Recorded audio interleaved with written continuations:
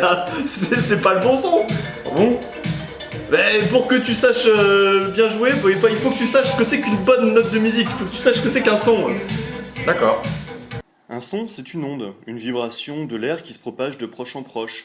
Alors cette vibration peut être créée par des cordes vocales ou alors par exemple par la membrane, ici en rouge, la membrane d'un haut-parleur. Si la vibration est chaotique, on obtient un bruit. Par contre, si la vibration est périodique, cette fois-ci, on obtient une note de musique. Pour voir la différence, il suffit d'enregistrer le son avec un micro. Le micro convertit les vibrations de l'air en une tension électrique qu'on peut visualiser. Là, un La. Le La que tu viens de jouer au xylophone. On voit bien que c'est périodique. On parle de son complexe périodique. Si en plus le signal est parfaitement sinusoïdal, comme la note qu'on obtient lorsqu'on frappe un diapason, c'est la note que vous entendez actuellement, dans ce cas-là, on parle de son pur périodique. Un son résulte de la vibration périodique d'une membrane dans un milieu matériel. Un son se propage dans un milieu matériel uniquement sous la forme d'une onde mécanique longitudinale. L'enregistrement d'un son pur périodique est un signal sinusoïdal, comme celui-ci. L'enregistrement d'un son complexe périodique est un signal périodique, mais pas sinusoïdal.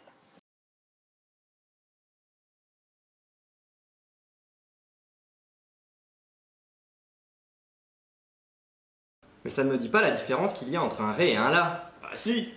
Pas un Si, un La. Le Ré et le La, joués par une guitare par exemple, sont tous deux des sons complexes périodiques. Mais la différence, c'est qu'ils n'ont pas la même fréquence. 330 Hz pour le Ré, 440 Hz pour le La. On dit qu'ils n'ont pas la même hauteur. J'ai compris.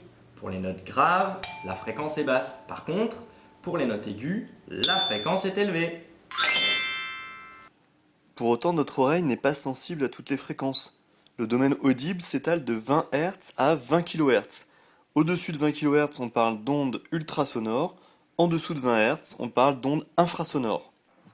Un son peut être caractérisé par sa fréquence, qui s'exprime en Hertz. Plus la fréquence de ce son est élevée, plus il est aigu. L'être humain peut entendre des sons dont les fréquences s'étalent de 20 Hz à 20 kHz environ. Par exemple, sur une échelle graduée en fréquences, on peut repérer le domaine des sons audibles par l'homme ici, entre 20 Hz et 20 kHz. En dessous de 20 Hz se trouve le domaine des infrasons. Au-dessus de 20 kHz, on trouve le domaine des ultrasons. Les ultrasons et les infrasons sont inaudibles par l'oreille humaine.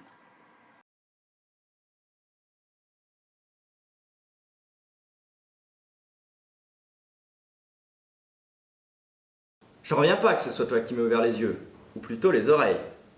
Maintenant, je suis sûr que je peux reconnaître n'importe quelle note. Et c'est pour voir. T'as fait un Do. Ah, j'ai enfin l'oreille musicale, ou plutôt spectrale. Tu veux dire quoi par là? Le spectre d'un son est un graphique qui montre la composition de ce son. En abscisse, on place les différentes fréquences qui composent le son et en ordonnée l'amplitude de chacune de ces fréquences. Sur cette animation, par exemple, on peut réaliser le spectre d'un La joué par un diapason. Ce spectre nous montre une seule Ré à 440 Hz.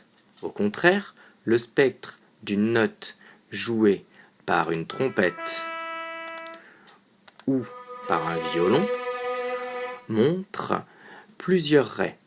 Celle de plus petite fréquence, ici, est appelée fondamentale. Elle correspond à la fréquence du son. Les autres harmoniques sont équidistantes car toutes leurs fréquences sont multiples de la fréquence fondamentale.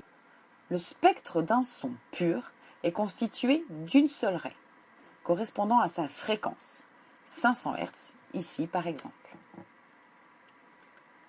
Le spectre d'un son complexe est constitué de plusieurs raies, équidistantes les unes des autres.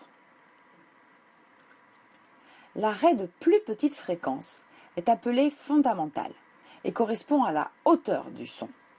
500 Hz ici aussi. Les autres raies, équidistantes, sont des multiples de la fréquence fondamentale. 500 Hz pour la fréquence fondamentale, 1000 Hz, 1500 Hz, 2000 Hz, etc. pour ces raies qu'on appelle harmoniques.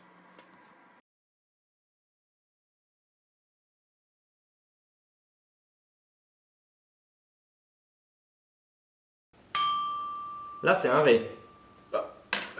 Tiens, justement, avec ton oreille spectrale, tu peux peut-être m'expliquer pourquoi quand je fais un ré avec ma flûte, bah ça fait pas le même son.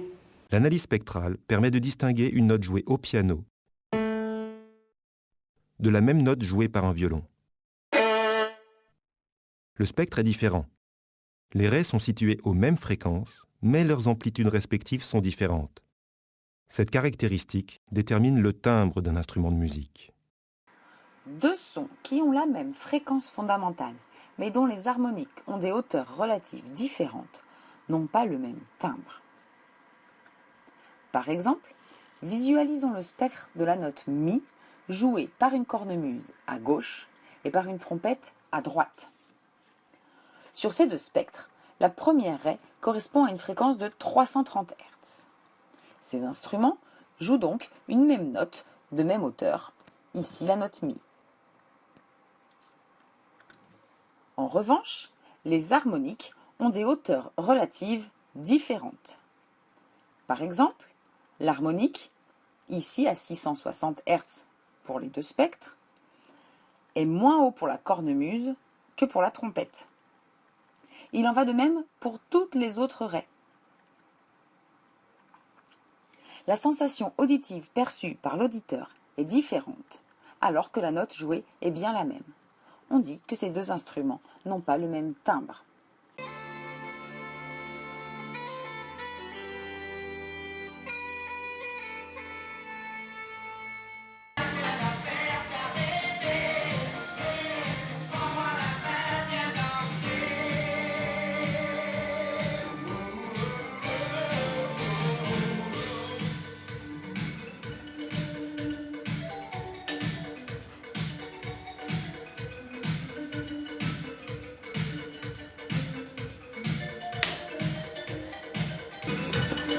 Non mais oh là, c'est pas bientôt fini?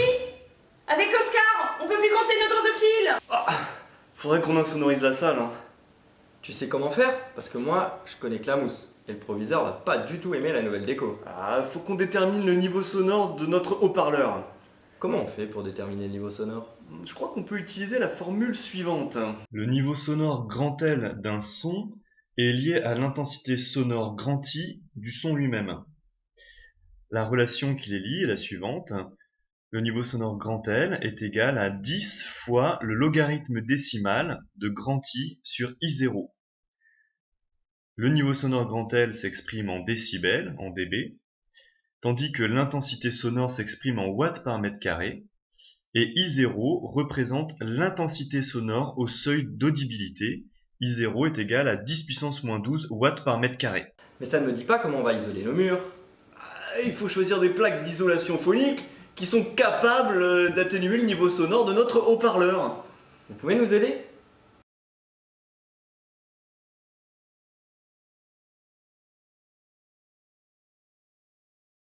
Parfois, j'organise des TP festifs avec 5 haut-parleurs. Comme un haut-parleur émet 70 dB, que 5 x 70 font 350, j'en conclus qu'il faudrait des plaques isolant 350 dB. Tu as tout faux, tu commets une erreur classique.